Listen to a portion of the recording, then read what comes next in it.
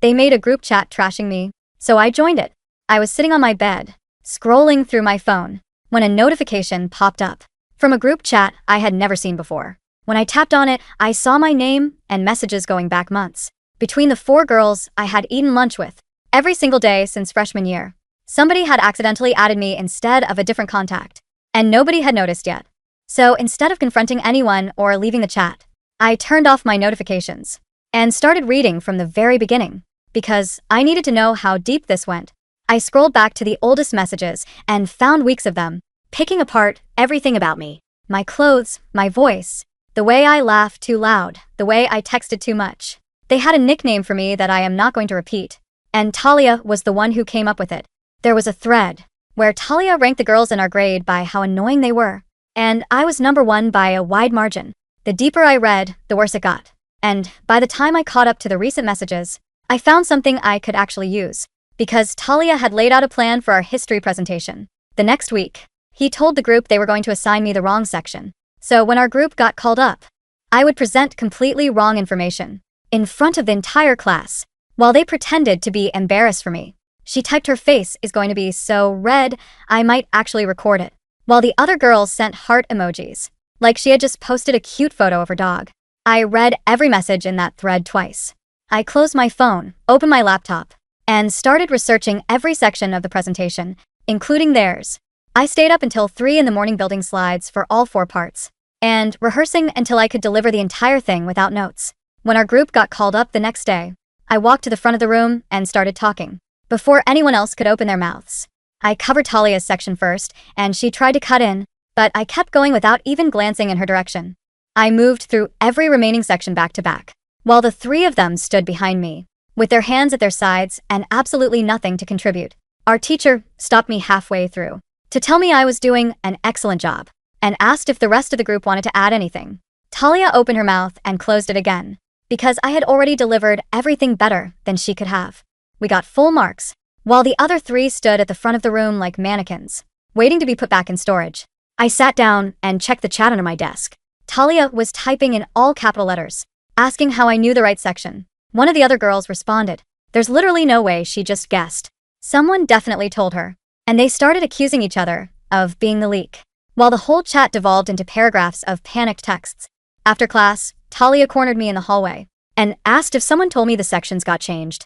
I looked her right in the eyes and said, "I just wanted to be extra prepared, so I studied everything," and for about 3 seconds, she stared at me like she was trying to read something written on the inside of my skull, before she smiled and said, "Well, you totally saved us. Good job." In this voice that was so fake it could have come with a barcode. I decided to keep going, because watching Talia's face crumble during that presentation was the most satisfying thing I had experienced in months. Following week, I saw a thread where Talia told the group she was going to find my crush between classes and tell him I had been talking about him non-stop, so he would think I was unhinged and avoid me. One of the other girls responded, "Honestly, this might be the thing that finally breaks her." I got to school early the next morning and found him at his locker before first period. I started a conversation about the assignment we had to do, kept it casual, mentioned how slammed I had been lately, and how I barely had time to think about anything outside of school. He laughed and said he felt the same way. We talked for almost 10 minutes about school and music, and this terrible substitute teacher we both had, and I could feel something real building between us. Before the bell cut it short, when Talia found him at lunch and started telling him I was obsessed with him, he looked genuinely confused. "That's weird, because she literally just told me this morning she's been too busy to," he said, and Talia had to backtrack and mumble something about exaggerating, while he walked away from her mid-sentence. I watched that from across the cafeteria, eating my fries one by one, biting the inside of my cheek, because Talia looked like someone had just canceled her birthday, in front of everyone she invited. On Thursday night, I saw them planning a weekend hangout at a bowling alley, and coordinating exactly how to make sure I wasn't included. Talia typed, "If she asks, just tell her it's a small thing, and we already have too many people." I texted Nor from my math class and asked if she wanted to go bowling that Saturday, at the exact same alley. She said yes immediately, because we had been wanting to hang out outside of school for weeks. We showed up at the precise time the chat said they would be there, and I acted completely surprised when I spotted them 4 lanes down. "Oh, that's so funny. I had no idea you guys were coming here, too," I called out while waving. Talia's face cycled through about 6 emotions in 2 seconds, before she managed a tight smile and waved back. Noor, and I bowled for 2 hours right next to them. And I laughed louder than I had laughed in months, while Talia kept glancing over every few minutes, looking like she was trying to solve a math problem that refused to give her an answer. At one point, Noor rolled a strike, and I screamed so loud that Talia's entire group turned to stare at us. The chat that night was a full-scale meltdown. Talia accused every girl of telling me where they would be. One of them fired back that maybe Talia was the problem, because she keeps outsmarting us. And you keep making the same stupid plans over and over. Another typed honest, so this is getting embarrassing for us, not her. Then, Talia sent a voice memo that was apparently 2 straight minutes of her screaming about how I was ruining everything. And nobody around her was loyal enough to figure out how I kept winning. The group was fracturing right in front of me, and all I had to do was keep reading. Then one night, I opened my phone to check the chat, and it was gone.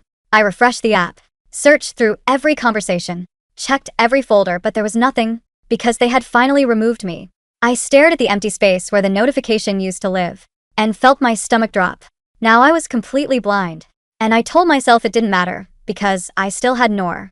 But the next Monday at school, Noor was sitting at Talia's lunch table, laughing at something one of the other girls said. She didn't even glance in my direction when I walked past. I sat at an empty table by the vending machines, and ate my sandwich alone for the first time all semester, while I watched them from across the cafeteria. Talia said something, and Noor threw her head back, laughing, in a way she used to laugh with me, and I had to look down at my food, because it felt like getting punched in a place I didn't know existed. I told myself that Noor had probably been cornered into sitting there, that there was an explanation I couldn't see yet. But by Wednesday, Noor was walking to class with them, and whispering in Talia's ear between periods, like they had known each other for years. By third today, she was sharing earbuds with one of the other girls in the hallway, and when I said, "Hey, Noor," she gave me this half smile that didn't reach her eyes and said, "Hey back," without stopping. By Friday, she was posting pictures with all of them and tagging Talia with inside jokes I didn't understand, and every single photo felt like a door closing in my face. The version of me that had felt so confident 2 weeks earlier felt very small and very stupid, sitting at that table picking at a granola bar I didn't even want. I spent the entire weekend in my room, replaying every conversation I'd ever had with Noor, wondering if she had been real with me, or if I had just been desperate enough to believe anyone who was nice to me. I almost texted her twice on Saturday night, and both times I typed the whole message out and deleted it, because I couldn't handle the idea of her not responding. By Sunday, I had convinced myself that Noor was probably in the new chat right now, laughing at me just like the rest of them. The following Tuesday, Noor passed me in the hallway between second and third period, without a word, without even turning her head. But I felt something land softly in my open backpack as she brushed past. When I got to the bathroom, I reached inside and found a folded piece of notebook paper that said, "Watch your locker," in Noor's handwriting, and nothing else. I stared at those 3 words for a long time, standing in that bathroom stall with the door locked, and then smiled so hard my face hurt. The bell rang at the end of first period the next morning, and I could hear the noise. Before I even turned the corner, there was already a crowd packed into the hallway, around what everyone believed was my locker. I pushed through, and the smell hit me before I could see inside.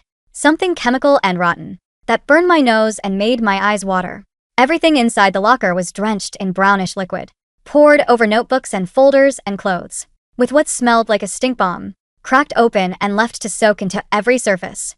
People were covering their noses, some laughing nervously, others just staring. And a girl I barely knew looked at me with this pitying expression that made me want to disappear. I spotted Talia leaning against the far wall about 15 feet away, with her arms crossed and this satisfied look on her face, like she had been waiting all morning for this exact moment. She was watching me, the way someone watches a movie they already know the ending to. Every person in that hallway was locked onto me. I looked at the dripping mess for a long moment. Then I turned, walked 3 doors down to the other locker, spun the combination, opened it, pulled out my own clean, untouched backpack, and slung it over my shoulder. "I thought your locker's location was better, so I swapped with you yesterday. Hope your stuff is okay in that locker.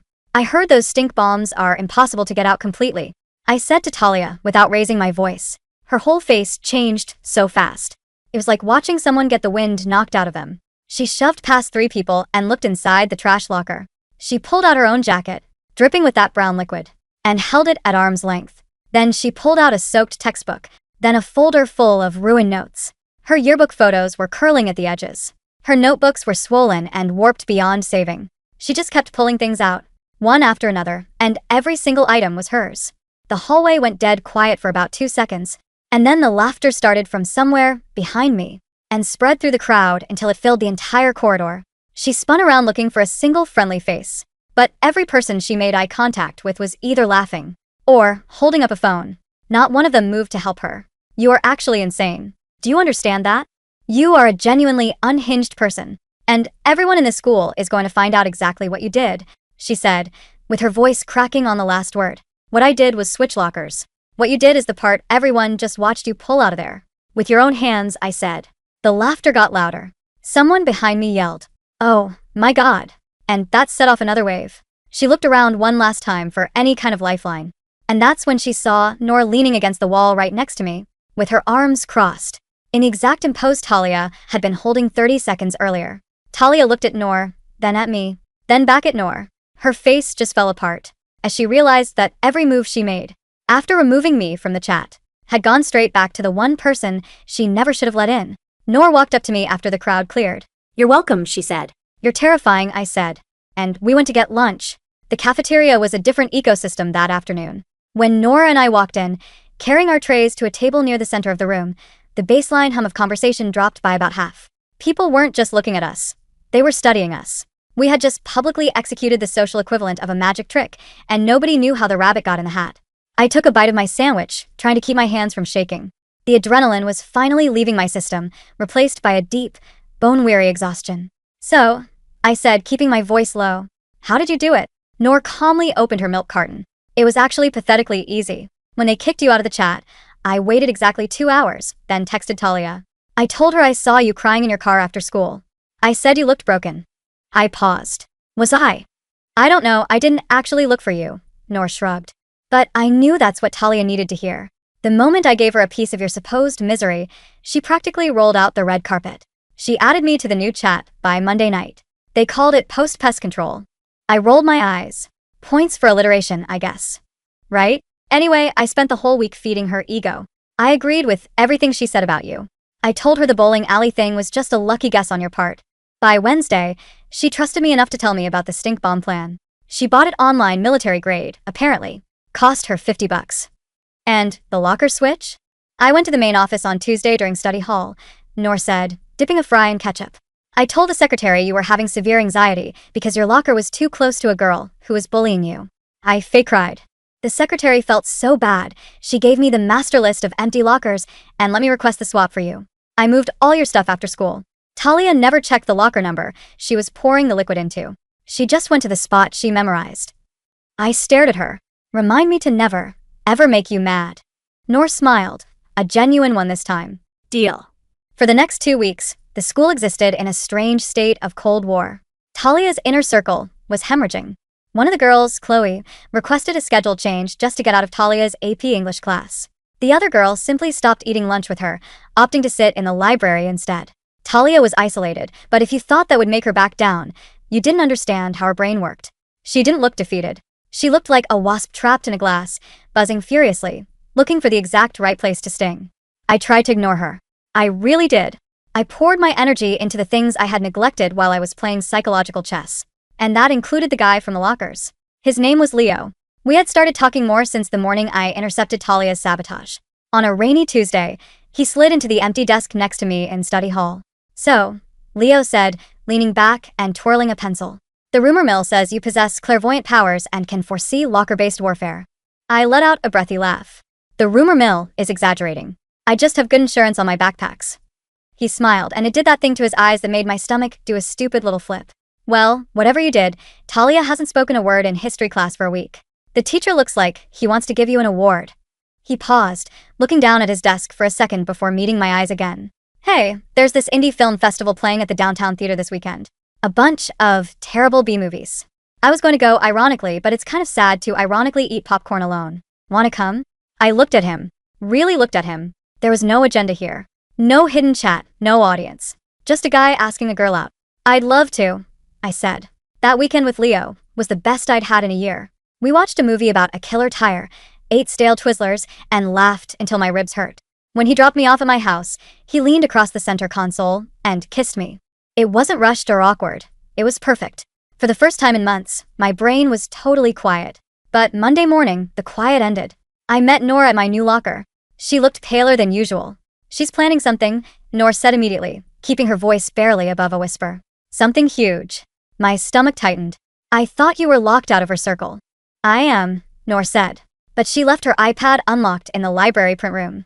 I only had about 10 seconds before she came back, but she had a Google Doc open. It was a fake email draft. To who? To Principal Higgins. And the police. I stopped putting my books away. "The police? Noor, what are you talking about?" "The spring charity drive," Noor said, her eyes darting down the hallway. "Talia is the student treasurer this year. They're keeping the cash donations in the locked lockbox in the student council room before they deposit it on Friday. It's supposed to be around $3,000. I felt the blood drain from my face. "She's going to steal it and frame me." "Worse," Noor said. "She's going to plant the lockbox in your car." I saw the draft. It's an anonymous tip saying they saw you prying the council room door open and that you bragged about keeping the money in your trunk. The sheer scale of it hit me like a physical weight. Ruining a presentation was one thing. A stink bomb was another. But framing me for felony? That meant expulsion. That meant a permanent record. Talia wasn't trying to embarrass me anymore. She was trying to eradicate me. "When?" I asked, my voice terrifyingly calm. "The assembly is this Friday," Noor said. "They announce the donation total at the end of the day. She has to move the money before then. Most likely Thursday during the pep rally, when the halls are completely empty." I closed my locker. The metallic slam echoed in the empty corridor. "Okay," I said. "Then we let her." Noor blinked. "Are you insane? If that box ends up in your car, you're done." "It's only a crime if she actually pulls it off," I said, a plan already taking shape in the back of my mind. "We have 3 days. I need to talk to Leo." Leo was the head of the AV club, which meant he had the keys to the tech closet, a deep understanding of the school's closed-circuit networks, and a healthy disrespect for authority. When I told him everything after school, sitting in my car in the empty parking lot, he didn't look at me like I was crazy. He didn't tell me to go to the administration. He just tapped his steering wheel, thinking. "Talia drives the white Audi SUV, right?" Leo asked. "Yeah. Why?" "Because if she's going to plant a lockbox in your trunk, she has to carry it out to the parking lot first," Leo said. "The student council room is on the first floor, right next to the south exit. There's a security camera above that door, but it's a dummy. The red light blinks, but it hasn't recorded anything since 2019. "Does Talia know that?" I asked. "Everyone on the student council knows that. They complain about it all the time," Leo smiled. It was a sharp, dangerous smile. "But I have 2 wireless GoPro cameras in the AV room that I checked out for a documentary project. If I set one up in the ceiling tiles above the council room door and another one pointing at the south parking lot, we catch her red-handed," Noor finished from the back seat. "Catching her isn't enough," I said, staring out the windshield at the school building. "If we just show the footage to the principal, she'll cry. Her rich parents will hire a lawyer, and she'll get a quiet suspension. She'll spin it as a misunderstanding. She needs to lose in a way she can never, ever spin." Thursday afternoon. The pep rally. The gym was a chaotic sea of screaming teenagers, thumping bass, and squeaking sneakers. I was sitting in the bleachers next to Noor, pretending to watch the cheerleaders. Across the gym, I spotted Talia. She was checking her phone obsessively. At 1:15 p.m., right when the noise reached its peak, Talia slipped out the side doors of the gym. My phone buzzed. A text from Leo, who was supposedly in the bathroom but was actually barricaded in the AV control room. "Leo, target is moving. Cameras are rolling." 10 minutes passed. It felt like 10 years. I stared at the clock on the gymnasium wall, watching the second hand sweep in agonizingly slow circles. If Leo's cameras failed, if Talia noticed them, if she somehow got into my car, which I had triple-locked and parked directly under a street lamp, my entire life was over. My phone buzzed again. "Leo, got her. She took the box. But she didn't go to your car." My blood ran cold. I texted back frantically. "Where did she go?" "Leo, she tried your door handles. They were locked." She panicked. "She put the box in the trunk of her own Audi." I stared at the text. I could perfectly picture it. Talia, sweating, terrified someone would see her in the empty lot, yanking on my locked car doors. Realizing she couldn't get in, but unable to return the box to the council room because the pep rally was almost over. She had to stash it. So she hid it in her own car, probably planning to finish the frame up after school. "Noor," I whispered, showing her the screen. Noor read the text, and a slow, wicked grin spread across her face. Checkmate. Friday morning arrived with the heavy, electric tension of a thunderstorm. The entire school was buzzing about the spring assembly. At 10 a.m., the announcements crackled over the intercom. Principal Higgins' voice echoed through the hallways, but he didn't sound festive. He sounded grave. Teachers and students, please remain in your second period classrooms. We have an emergency situation regarding the charity funds. Student council officers, please report to the main office immediately. Talia, who sat 2 rows ahead of me in calculus, stood up. She smoothed her skirt, put on a mask of deep, concerned distress, and walked out the door. She didn't look at me. She didn't have to. I knew she had sent the anonymous email that morning, adjusting her story to say I had the money somewhere, urging them to search everyone. 20 minutes later, the intercom clicked on again.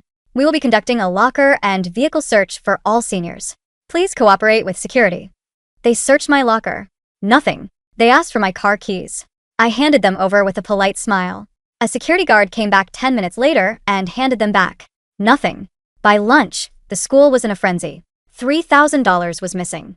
At 2 p.m., we were all ushered into the auditorium for the assembly. The mood was incredibly awkward. The charity presentation was supposed to be the highlight, but instead, Principal Higgins stood at the podium looking like he was at a funeral. Behind him, a massive projector screen displayed the school logo. To the side of the stage, Leo sat at the AV control desk, wearing a pair of massive headphones.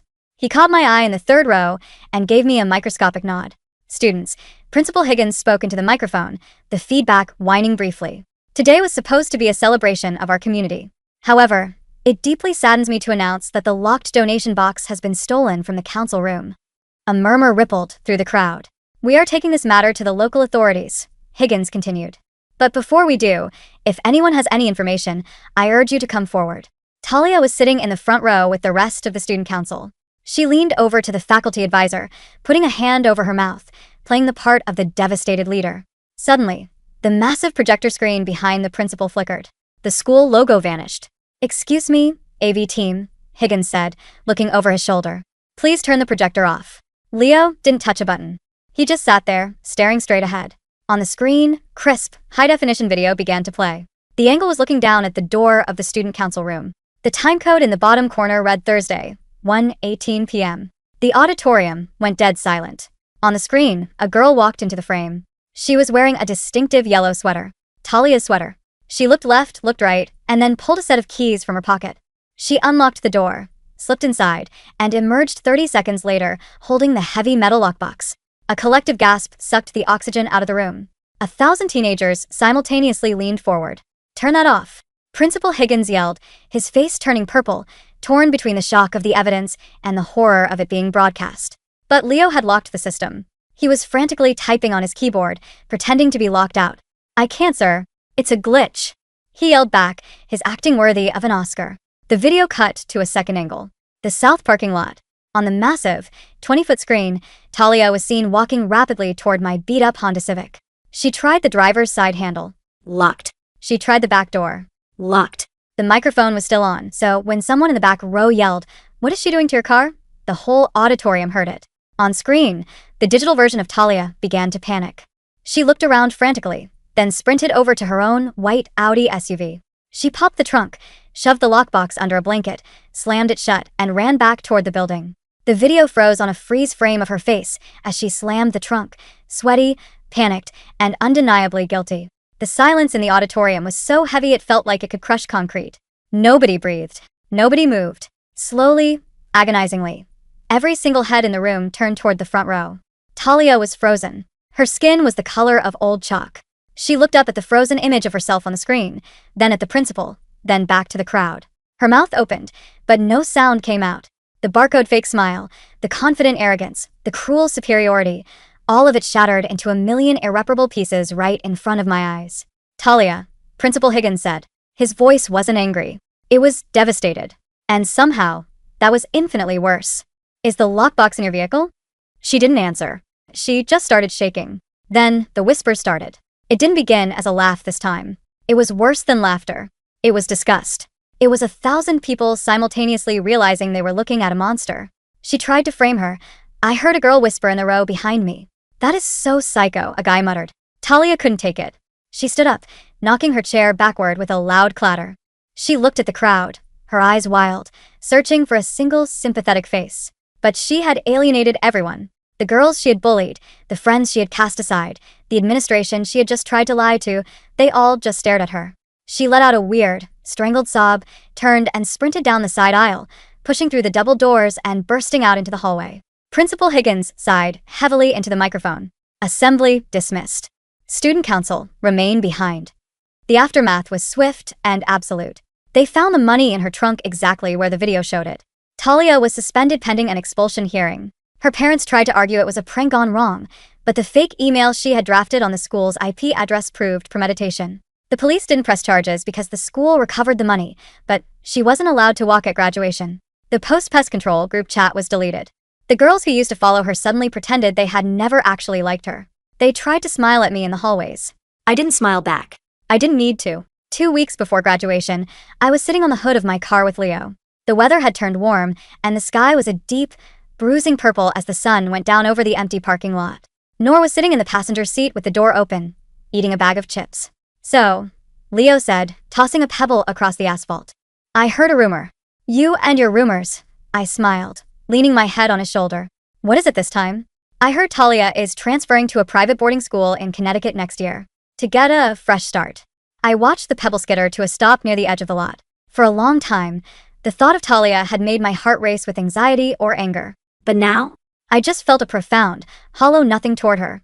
Good for her, I said softly. Nor leaned her head out of the car. I give it 2 months before she tries to start a group chat there. Maybe, I said. But that's not our problem anymore. I pull my phone out of my pocket.